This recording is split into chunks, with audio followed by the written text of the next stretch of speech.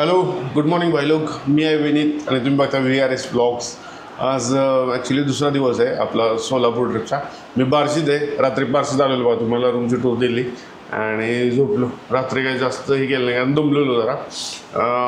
आज 2 फॅक्टरीने व्हिजिट करायचे आहे. इथंच एक धाराशिव जिल्ह्यात आणि इथंच बार्शीच्या जवळ आहे. रेडी झाले पण बराच लेट झाला. 11 वाजले. उठलो जरा उशिराच उठलो आणि कामं करत बसतो. सगळी पेंटिंग मेल वगैरे होते ते चेक केले आणि चलो कल्टी मारू. तुम्हाला काल म्हणलेलं बघा मी उद्या सगळं तुम्हाला माझ्या मागचा एक हे व्ह्यू दाखवतो. तुमच्या मागचं बंगला बघा सर, क्वालिटीत 2 भाऊ आहेत.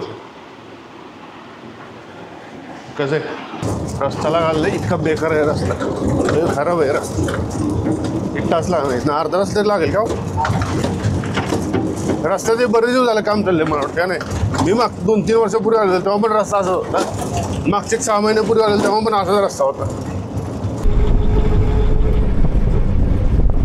थोडासा नाही म्हटलं तरी पोपट झाला आहे. तर मी इकडं आलो आहे कारखान्यावर व्हिजिट करायला. मला ते साहेब पण म्हणलेले की आणि ते साहेबच नाहीत. तर मी फोनवर झालं माझं डिस्कशन त्यांच्याबरोबर आणि डिटेल्स सबमिट केलेत, कॅटलॉग्स वगैरे. आता दुसरीकडे जातो, दुसऱ्या कारखान्यावर. त्याला एवढ्या लांब आलो रिक्षा करून आणि पोपट होणं it's not a good sign. पण ठीक आहे, आता दुसरीकडे जातो. दुसऱ्या कारखान्यात बघतो कसं काय. चला, रिक्षा तीच ठेवलेली, कंटिन्यू केली तर निकलते. आता जराशी आहे ना ब्लंडर झालं आहे खरं, पण ठीक आहे. आता मी दुसऱ्या कारखान्यावर चाललो आहे. आता मी इथं बार्शीच्या बस स्टँडला आलो आहे. आता इथून बघतो मी ह्याला, मला कुठं जायचं आहे केजला गाडी बघतो किती वाजता आहे आणि त्या गाडीतून जायचं आपल्याला दुसऱ्या कारखान्यावर. चला लवकर जाऊन इन्क्वायरी करूयात पण गाडी कुठं लागते.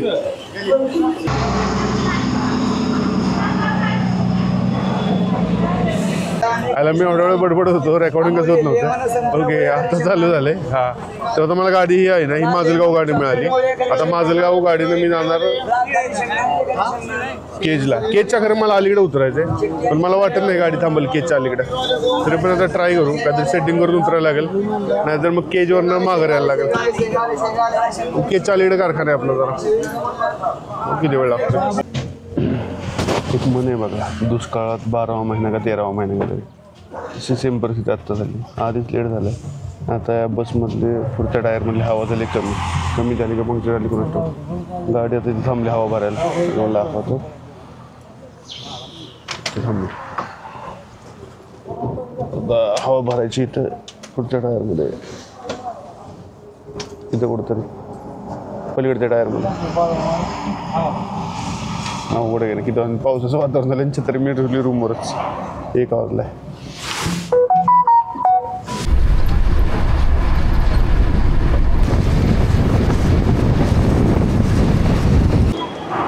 ओके, मी ना आता कळंबला पोचले. पण काय झालं, इथनं मला ज्या ठिकाणी जायचं आहे त्या कळंबला मी आधी पण 2-3 वेळा आलो होतो. पण इथनं जिथं मला जायचं त्या कारखान्यावर तिथं जायला काय बसेस काय अवेलेबल नाही. तर आता मला एक ट्रॅक्स भेटले, तर मी आता ट्रॅक्सने जातो. ओरडतो मग आंबेजोगाई गाडी. तर आता ट्रॅक्सनं जाऊयात. 2 व्हिजिट तर होतील. ह्याच्या आधी मी 2-3 वेळा आले. इथे समोर बसून 2-3 मीटिंग पण केल्यात. बघू लवकर जाऊ. 2:30 वाजलेत ना, 3 वाजेपर्यंत जाऊ का पोचू? 2:30. चलो कारखान्याबरोबर जातो आपण. बसची वाट बघत बसत नाही. या कळंबाच नाही ना, एक 2-3 कारखाने तरी याच्या रेंजमध्ये आहेत. म्हणजे इथनं आलं ना 2-3 कारखान्याला आरामशीर व्हिजिट करायला येते. सेंटर पडते. सेंटर असं नाही, पर्टिक्युलर ह्या भागातली गाडी. मी आहे ना बरेच दिवसानंतर येणं चाललं बरं का ट्रॅक्सनं. बरेच दिवस म्हणजे आधी शाळेत वगैरे असताना जायचो ट्रॅक्सनं. बऱ्याचशा दिंड्या आता बघितल्या बरं का जाताना. आता आपली पण आपल्या गावाची पण दिंडी आज निघाली. आता या रोडला पण बऱ्याचशा दिंड्या आहेत ना मला दिसल्या. आता मी 26 तारखेला बघा मी जाणार आहे. 26 आज आहे नाही का, सॉरी 27, 28, 29, 30 तारखेला आपण माझ्या दिंडीत. बरोबर 3 वाजलेत आणि मी इथे कारखान्याच्या इथं पोचले. एक 5 मिनटावर कारखाना आहे. इकडं दिसलं बघा, दिसतंय.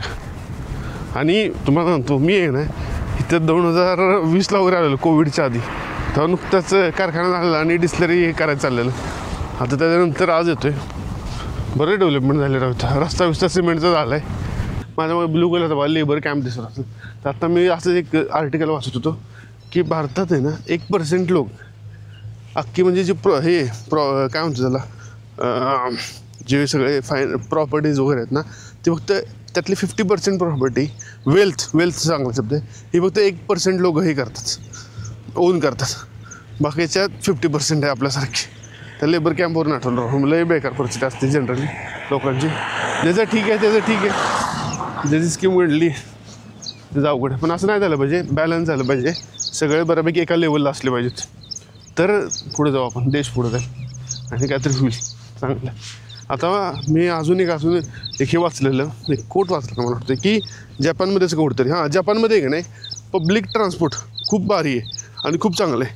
तर देशाची प्रगती कशी ठरते ना की जास्तीत जास्त रिच लोक पण जे हे आहेत ते पण ते पब्लिक ट्रान्सपोर्ट वापरतील, तर देश पुढे चालला समजायचं. नाही तर काय होतं, आपल्याला पब्लिक ट्रान्सपोर्ट बघा, आपण साधी लोक जास्त हे वापरत नाहीत, लोक जास्त वेल्थी लोक वापरत नाहीत. आणि जपानमध्ये त्याचं उलट आहे, जपानमध्ये की नाही हे असं जे प्रायव्हेट टॅक्सीज वगैरे ना ते खूप कॉस्टली पडतात टॅक्सी करायला गेलं तर.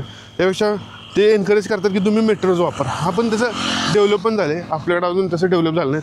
जोपर्यंत आपण हे असं बसच्या फ्री सेवा काढत नाही ना तोपर्यंत काय होणार नाही.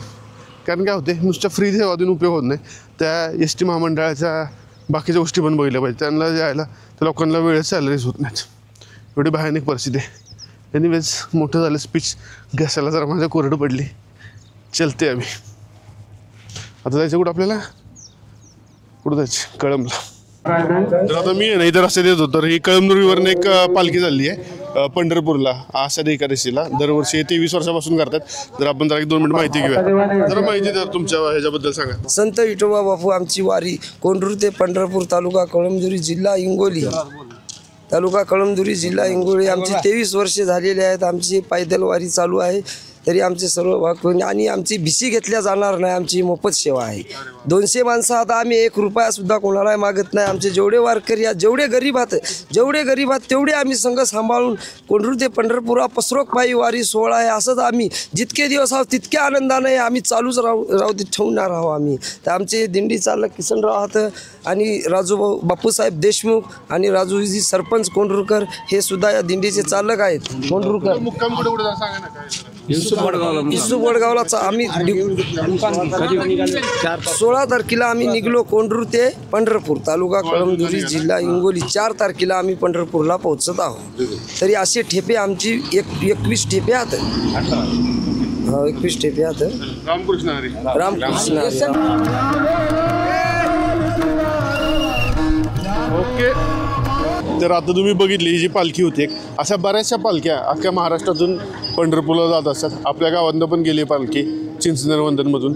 आता जवळजवळ या पालखीचं 23वे वर्ष आहे. हे जवळजवळ 20 दिवसांचा मुक्काम असतो. हे खूप लांबून आलेत, कळमनुरीवरून आलेत. कळमनुरी म्हणजे ना नांदेडमध्ये आपण बघा शिवर कारखान्यावर गेलो ना तिथं त्यांचं गाव आहे, ती कळमनुरी. तिथून आता तिथून एवढे दिवस चालत जायचं, 20-25 दिवस. म्हणजे एक हे काय म्हणतात त्याला, देवाविषयी म्हणा एक प्रेम आहे म्हणा, एक काय होत एक चांगला शब्द आहे. क्रेज जरा वेगळा शब्द आहे, बट एक काय एक पॉझिटिव्ह शब्द एक मला आठवणा, एक विश्वास म्हणा, एक काय म्हणलं हे लोक किती क्रेज आहेत, म्हणजे किती लोकांचा विश्वास आहे.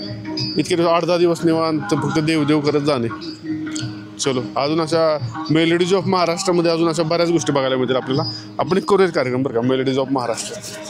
मी त्या फाट्यावर थांबलेलो म्हणजे तिथे काय बसेस थांबत नव्हत्या. मग मी आता इथं राम वडगाववरून, ते ॲक्च्युली 2 गाव आहेत, युसुफ वडगाव पण आणि राम वडगाव. मग ते नावं बदलले, ते दिंडी थांबलेले बा तिथं. मग अशी बराच वेळ थांबलो तिथं, लोकांशी बोललो वगैरे जरा. मागे शिवाजी महाराजांचा पुतळा असला कॉलेज दिसल्या. तर आता बस येईल इथनं जायचं आपल्याला बार्शीला. ॲक्च्युली बार्शीला जायचं, पण त्याच्या आधी आपल्याला जायचं आहे कुठलं गाव आहे ते गावाची नाव गाव मी उतरणार होतो इथे कळंबमध्ये, पण एवढी गर्दी आहे खाली कळंबमध्ये बार्शीला जायला. त्यामुळे आता म्हटलं ह्याच गाडीनं पुढं कंटिन्यू मारा. आणि दादा माझ्यापासून बरोबर आहेत, बराच वेळ झाला खाली उभं राहून चालले. त्यांना पण काय बसायला जागा मिळाली नाही. काका तर माझ्या शेजारी बसलं ते खाली बघा. त्या सांगत होत्या जवळजवळ 3 तास झालं बार्शीला गाडी नाही.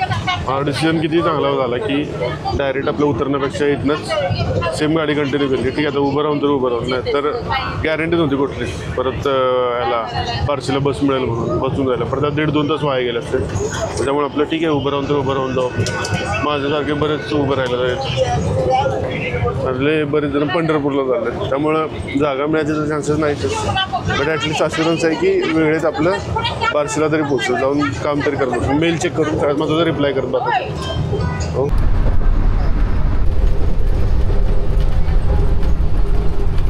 आता आहे ना गाडी पोचली येरमाळ्यात आणि खाली बघा गर्दी दिसते.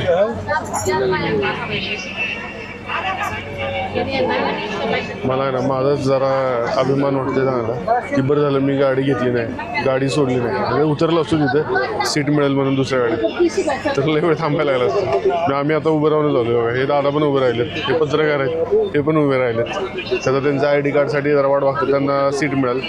पुढे पण सेम अवस्था, कोणच उतरत नाही आहे. क्रेझी. हे काय झालं माहिती आहे का, 50% फ्री आहे का नाही महिलांना, त्याच्यामुळे जास्त गरज.